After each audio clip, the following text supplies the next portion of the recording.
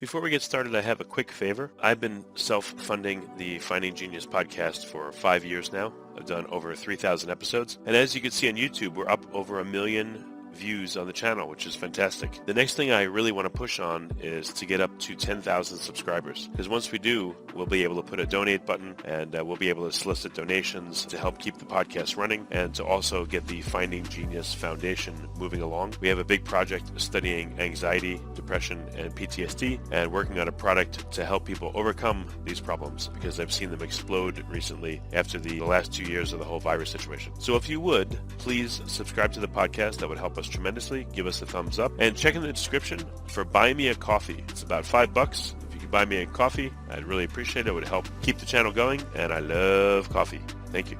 Forget frequently asked questions. Common sense, common knowledge, or Google. How about advice from a real genius? 95% of people in any profession are good enough to be qualified and licensed. 5% go above and beyond. They become very good at what they do, but only 0.1% are real geniuses. Richard Jacobs has made it his life's mission to find them for you. He hunts down and interviews geniuses in every field: sleep science, cancer, stem cells, ketogenic diets, and more. Here come the geniuses. This is the Finding Genius Podcast with Richard Jacobs. Hello, this is Richard Jacobs with the Finding Genius Podcast, now part of the Finding Genius Foundation. My guest is René Marois, PhD. He's a professor of psychology. He's the Winkelried Family Chair in Neuroscience. We're going to talk about his work in the Marois lab. They deal with two main topics. They focus on understanding the neural basis of attention in humans. They use tools like fMRI and things like that. They're also looking to understand the neural basis of limits of your ability to pay attention. Why can we only, attend to a few objects at a time? Those kinds of things. So we're going to focus in on those two topics, unintended. And welcome, René. Thank you. Thank you for having me. Yeah, tell me a bit about your background and what got your attention. So I started as an undergraduate in college in Quebec studying geophysics, and my roommate at the time was in psychology, and he had a class in physiological psychology, and he left that textbook hanging around on the kitchen table, and I just started perusing it, and I really found the field interesting, the topic of trying to understand how the brain begets the mind. And at the same time also, or soon after that, my mother had a car accident that led to brain lesion in the frontal lobes, which is very well known to affect behavior, especially the temperament of the person. And the transformation that I saw in my mother was very eye-opening about how the brain begets the mind and define who we are. And then I switched to studying neurobiology as an undergraduate, and then went on to study the relationship between the brain and the mind in humans using functional neuroimaging, focusing particularly on attention and the related topics of capacity limits of information processing, working memory, and awareness, because those were fascinating questions to me. I don't know if, it's up to you. If you don't want to say, it's totally fine, but was your mom affected? Was her behavior affected? And, can you talk about it a little bit? Or, like I said, if you're not comfortable, it's totally fine. Yeah, some of the audience might know about the case of Phineas Gage. He was a railroad foreman more than a century ago, who essentially, due to a accident while at work, had this iron pipe essentially go through his frontal lobe. And he survived the event, but his behavior completely changed. He used to be a very respected leader of his team, very congenial personality. And after that lesion, he became very irascible, easily irritable, would curse like a sailor when he didn't do that beforehand, had very short temperament after that, and couldn't even hold the job after the event. And that was a clear sort of classic case of how a lesion in the prefrontal cortex can lead to drastic behavioral changes. And my mother had also a prefrontal lesion that led to some of these characteristics that I just mentioned that were associated with Phineas Gage. So it was certainly difficult to see someone you love and who's been obviously very important in one's life to change overnight almost behavior, and really one cannot do much about it on their own. And it means, I'm sorry to hear that. Well, it's about the brain and behavior. Okay, I understand. So you've had a personal experience with family. So what did all this lead to? Like, what types of research questions did you end up studying, and are you studying because of all this? Yeah, so we have perhaps the organ which is the most complex in the known universe, our brain. And it allows us to do so many things, to be able to interact with each other, to have thoughts, desires, imagine the future, invent things. But at the same time, we show severe capacity limitations. It's really hard to focus on more than one thing at a time. We are inherently bad at multitasking. If someone gives you their phone number, you're going to have a hard time keeping it in mind unless you quickly punch it in your cell phone. So we have 100 billion neurons, or 87 more precisely, and each of them on average making 10,000 connections. So massive parallel processing capacity really defines what the human brain is about. Yet we can't really do more than one task at a time. Well, we can hardly remember online more than just a few digits. How is that possible? Why with this? Our working memory is very constrained. Is that what you mean? Yeah.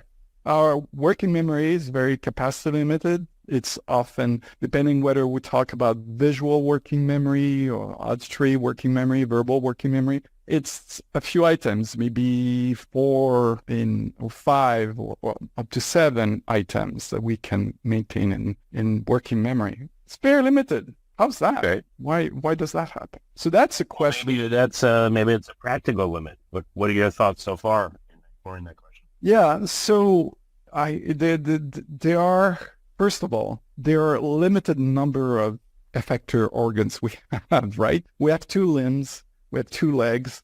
There's a limited number of things that we can do at a time with and act upon.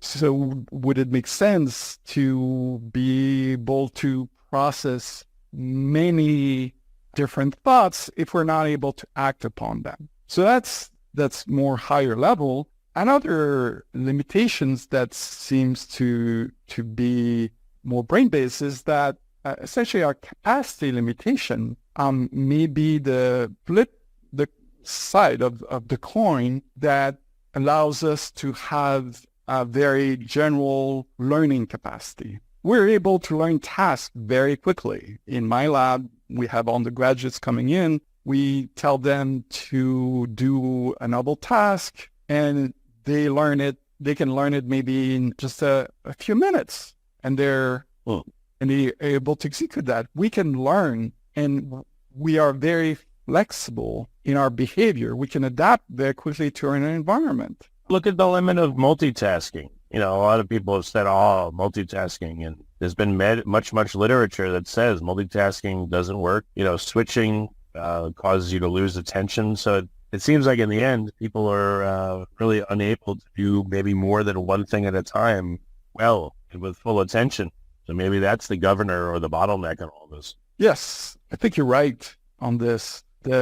Our ability to be flexible, to essentially acquire novel information and novel responses associated with this information means that we must have the capacity for neural substrate that is very flexible. But the cost to it is the inability for this flexible system to be able to do more than one of those flexible tasks at a time, essentially. So in other words, our inability to multitasking maybe the cost of our flexibility in behavior. Okay. You're absolutely right that in almost every cases, multitasking is a bad idea. It's a bad idea whether you are working on the computer and paying attention to someone else. I'm talking, I've often had cases, for instance, when I teach, of students with their laptops open, and it's not necessarily for taking notes. And it comes at a cost of being able to really paying attention and absorbing really what the teacher is saying. We all know about the danger of multitasking while driving, but that cost is not only about when you hold a cell phone in your hand, even when you are not having your cell phone on your hand, there are still costs associated with diverting some of your attention to maintaining a conversation that otherwise you would use your attention to really concentrate on the road. Before we continue, I've been personally funding the Finding Genius podcast for 4.5 years now, which has led to 2,700 plus interviews of clinicians, researchers, scientists, CEOs, and other amazing people who are working to advance science and improve our lives and our world. Even though this podcast gets 100,000 plus downloads a month, we need your help to reach hundreds of thousands more worldwide.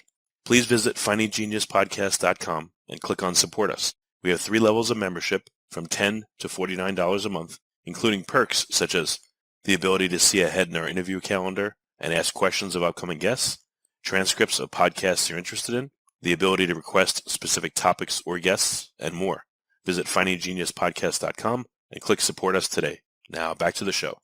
Well, look, we've got our reticular activating system.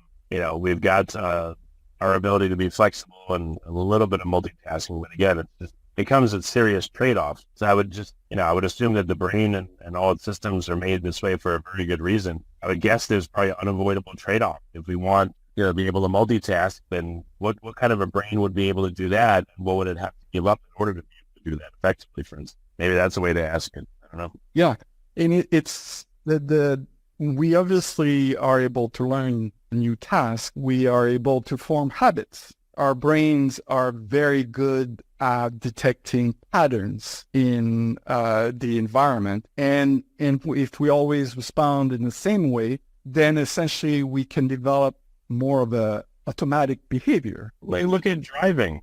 I've driven places and I think, how did I get here? Oh no. It becomes so automatic sometimes you don't even know what you're doing and you just get somewhere. Or when we've moved in the past, I'll drive to my old house. My wife's like, where are you going? Oh, it takes me a few weeks to go to the new house because I'm literally programmed, it feels like, to go to the old one. Exactly. That's a great example of it, where we are essentially offloading behavior that is very routine off our mind so that we can concentrate and pay attention to other things while we're executing tasks that are very automatic. Driving between 2 very common places is a really good example of it. Obviously, we can walk as well without interfering with our thinking as well. So it's not like all of our behavior is incompatible with multitasking. Some are more innate, obviously, like walking. Some are more acquired. And obviously, you also need to practice walking as you grow up, as you know. But some of the habits that we have are more acquired as an adult. The good example that you just brought up is the one of driving as well. So, yeah. It seems like, I'll give you an example. I've done ballroom dancing for probably 15 years, with my wife. And I've noticed, at first your attention's inward because you're learning the moves and all that. And then when you get much better, you can, your attention can go outwards to your partner. And when you and your partner, are pretty good at it, then you can pay attention to the music. A lot of it becomes automatic. And I remember in the learning process, it felt overwhelming. You got to turn here, you got to hold your head this way. It was just too much. But after a lot of things became automatic, now it's okay. Now there's like room in my brain and my wife's brain where we can do more stuff because the other stuff has become habit or automatic or, non-thinking. So I think that's a path for people that want to do more let's say, in a certain vein, is that whatever they try to do, they have to make as much of it as automated and non-thinking as possible. When it gets to that level, then your mind opens up to do more. My armchair analysis here. Yes, the ballroom dancing example is another great example here.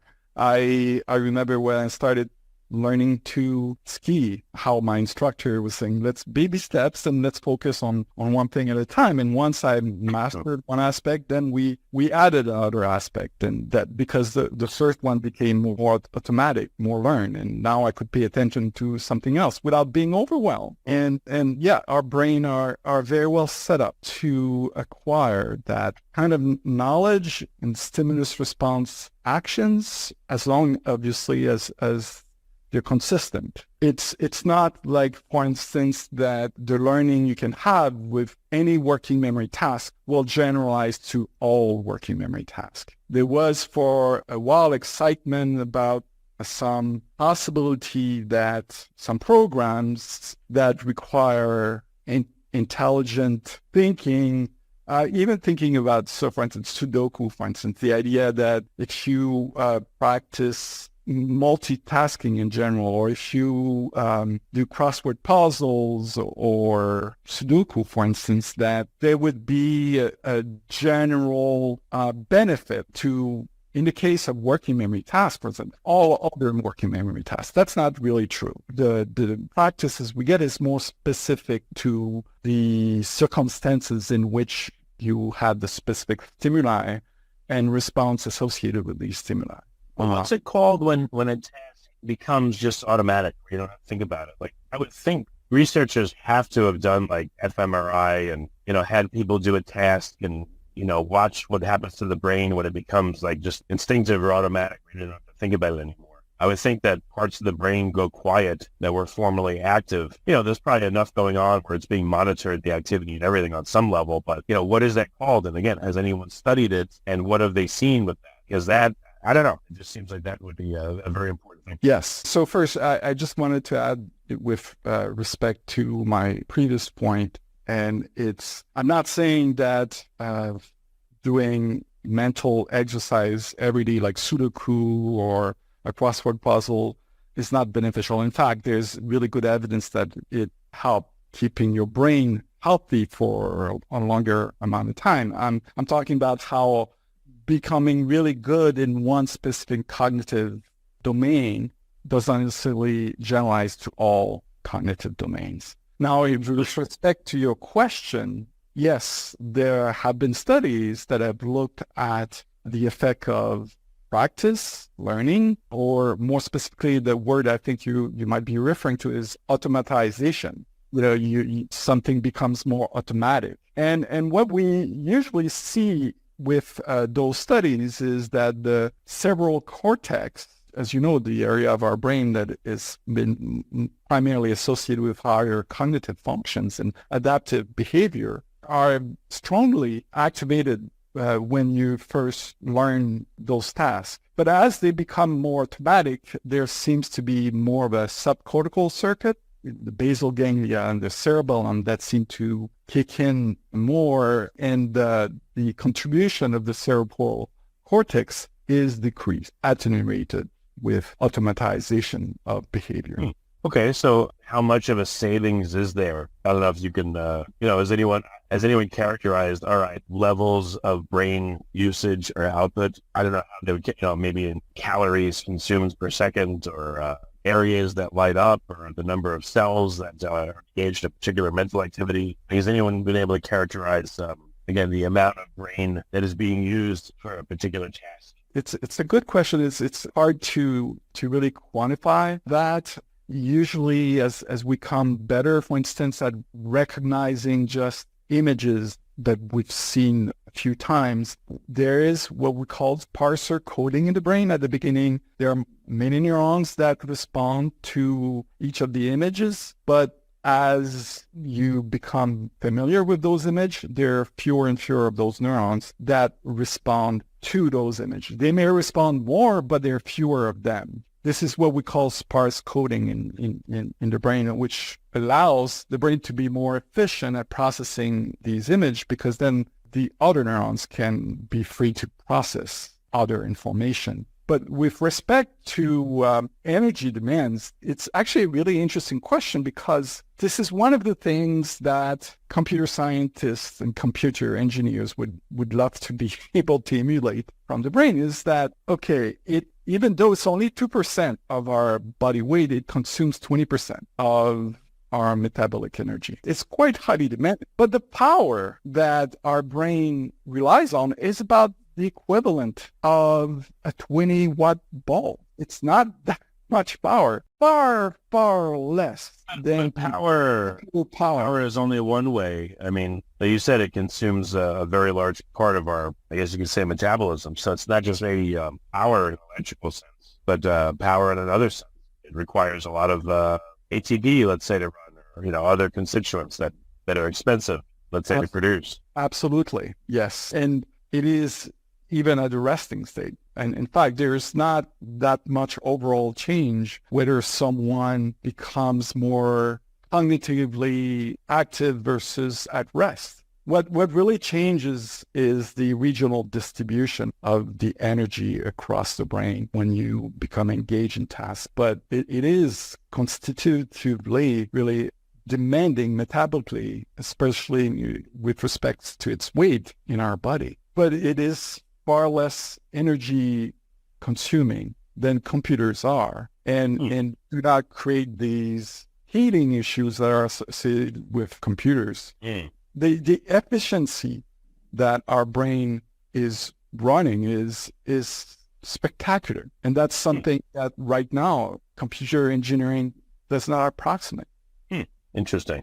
If a brain really was recreated, using computer circuitry, transistors, etc., how much power would it consume? Has anyone modeled that?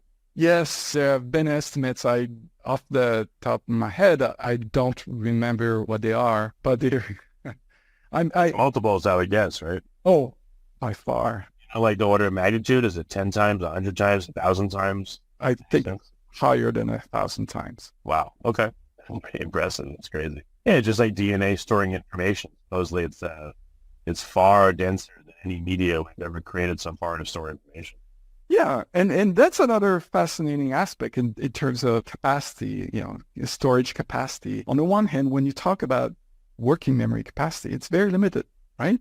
It's hard to remember a number. But on the other hand, our long-term memory is a lot better. We know we remember events and information that has happened through most of our lifespan, and some of which may seem random, but we have a really impressive long-term memory capacity compared to our working memory capacity. Now, there have been different estimates of what that long-term memory capacity may be from a theoretical perspective. If one assumes that memories are stored at synapses and each synapse can have a different bit of information about memory, then it's been estimated that we can store as much as more than a petabyte of information in our brain, which is 1,000,000 gigabytes. Again, those are estimates, and no one remembers that much information. But just to put it in perspective, much information that there is on the World Wide Web. Interesting. Well, I mean, again, assuming the brain is made this way for a reason, like working memory, there's remembering, let's say, a phone number, but then what do you do with that? So there's the information that, let's say, maybe we complain, how come we don't have more in our working memory? How come we can't hold more in our mind? But beyond that information that's trying to be held in the mind, there's using that information to do something else. I know, Rene's phone number, so okay, I can call him. Great.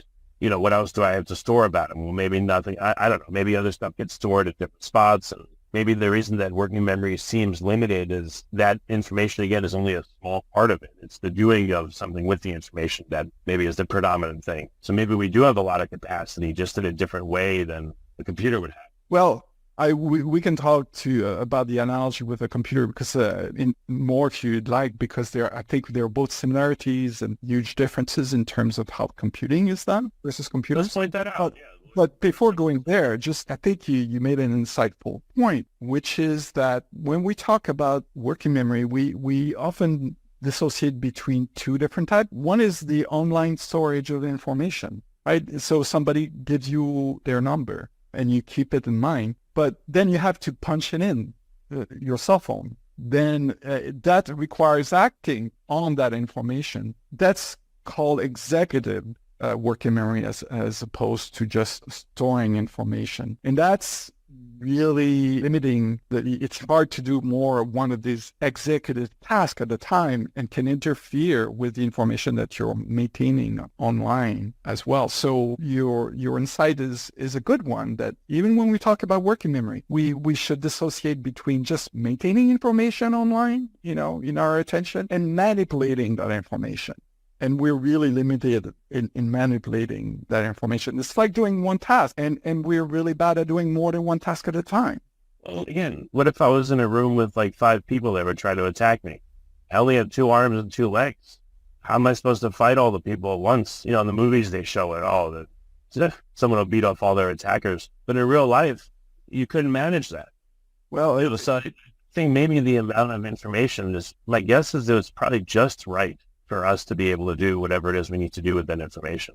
And having more, maybe we couldn't do anything with it. It would just cause clutter and problems. if you were stuck with 5 people who would want to fight you, I would suggest doing the other possible response, which is flight. Right. Yeah. But the point is, right?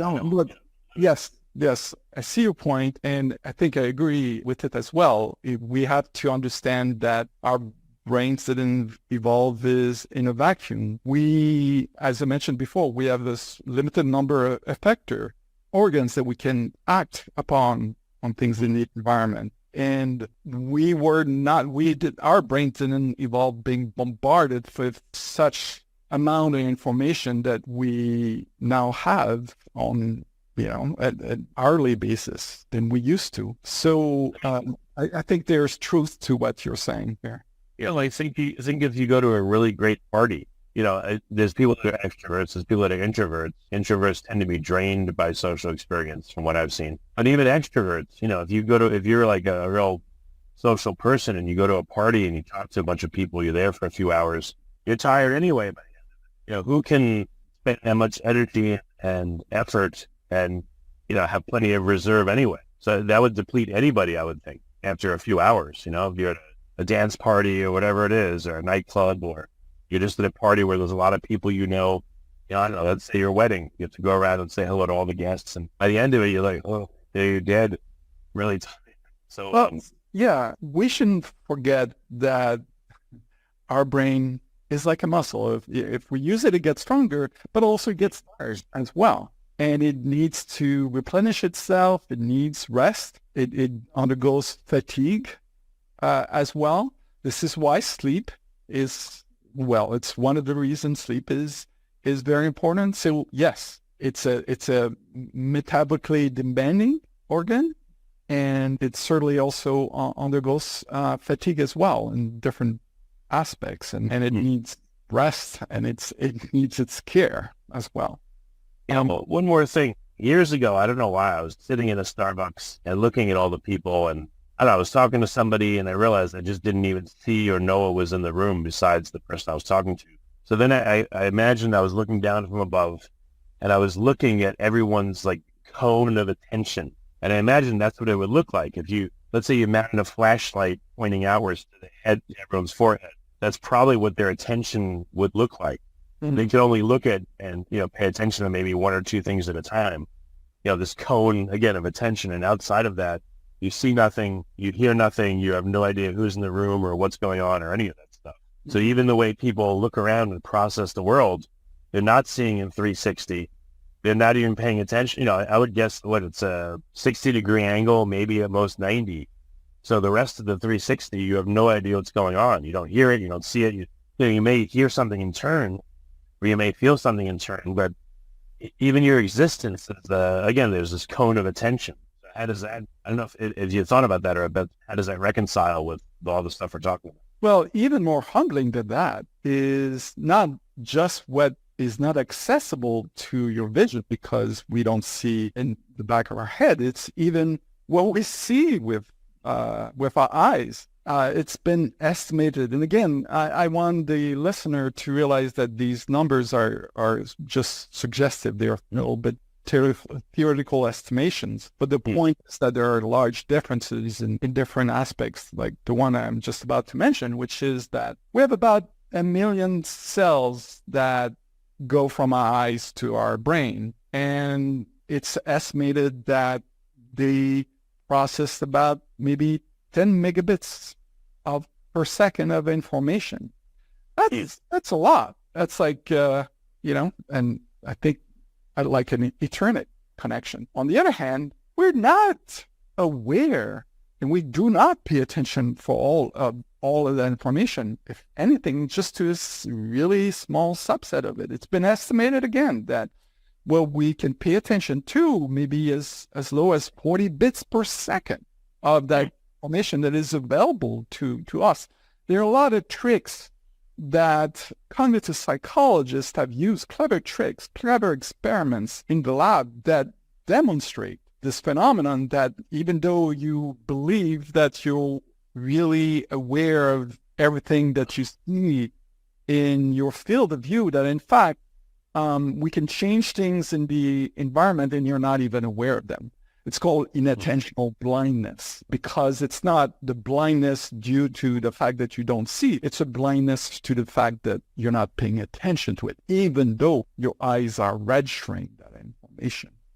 So what's the goal of all this? To understand, or to build a better brain, or to help people somehow overcome some of these, perceived limitations? Like what would be a happy goal for you? All of the above. I think it's nice to set a lofty goal. I think for me, there are several fold. One is to understand ourselves. I think that it is a fascinating question, not only about what is our potential capacity limits, but also how it's related to awareness, consciousness, working memory, and decision-making. I mean, this is fundamental to the human experience. So on the one hand is to understand how the brain beheads the mind. But at the same time, there are so many repercussions from that research that can happen, including, for instance, something that I'm really interested in is attention deficit disorders. There's what exactly happens in the brains of individuals who have a problem paying attention and maintaining attention to a certain task.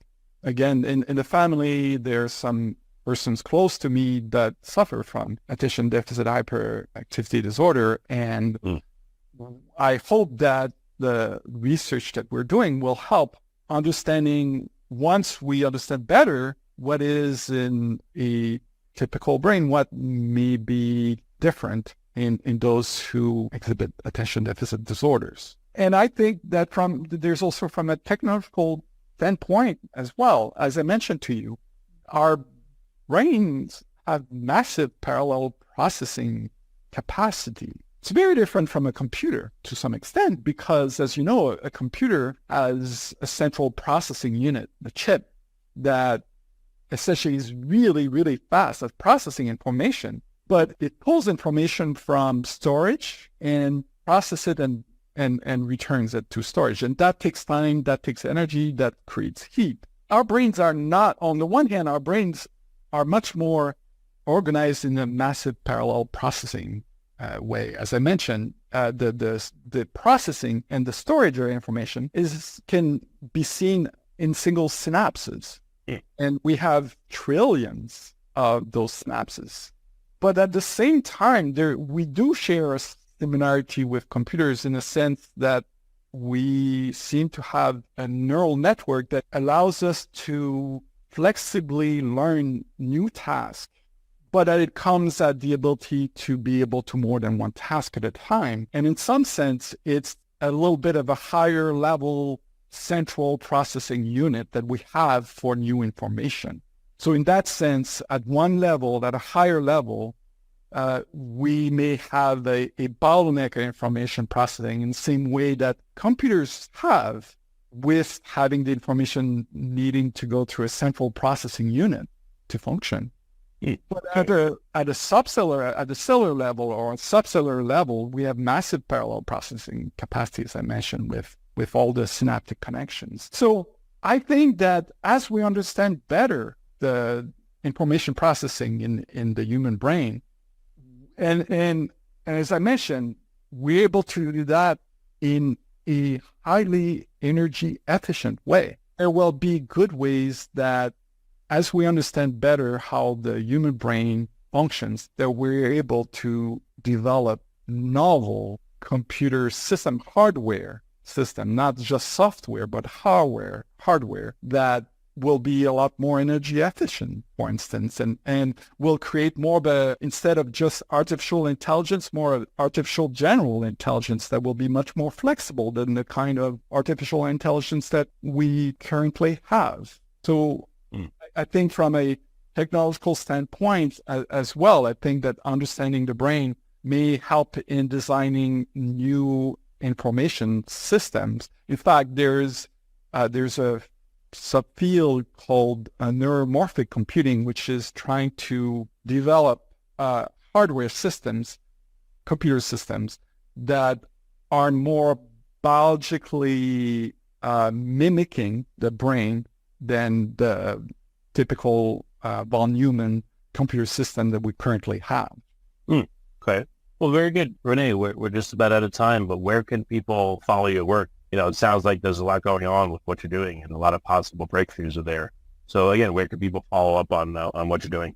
It's easy. They just have to Google my name, and I think Google, I will show up as one of the first, if not the first hit with Vanderbilt, and it will bring you to my lab website, and people can get in touch with me with my email that is addressed there. I also just finished writing a book. It's for the general public to excite them about the human brain. I hope that it will be published later this year, and it was a labor of love. And it's to convey both the scientific beauty of neuroscience and the conceptual beauty of the brain as well. So I'm looking forward for that book to come out, and hopefully that will help excite people about the brain in general and about their own brain, and that they will be mindful and careful about their own brain. We have to realize that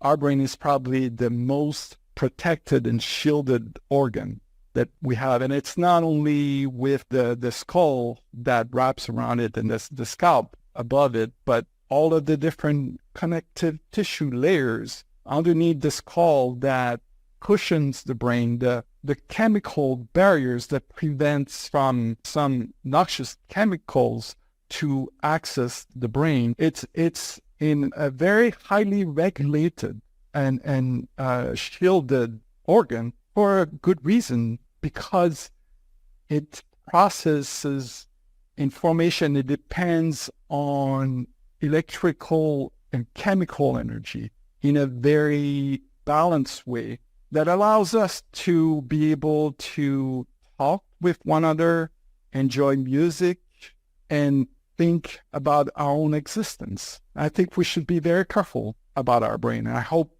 that the more we're fascinated about it, the more we're going to take care of both our physical health and our mental health. Okay, very good. Very good. Well, René, thank you for coming on the podcast. I really appreciate it. It was a pleasure talking with you. If you like this podcast, please click the link in the description to subscribe and review us on iTunes.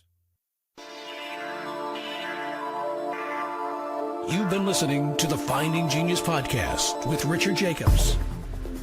If you like what you hear, be sure to review and subscribe to the Finding Genius podcast on iTunes or wherever you listen to podcasts. And want to be smarter than everybody else? Become a premium member at findinggeniuspodcast.com. This podcast is for information only. No advice of any kind is being given. Any action you take or don't take as a result of listening is your sole responsibility. Consult professionals when advice is needed.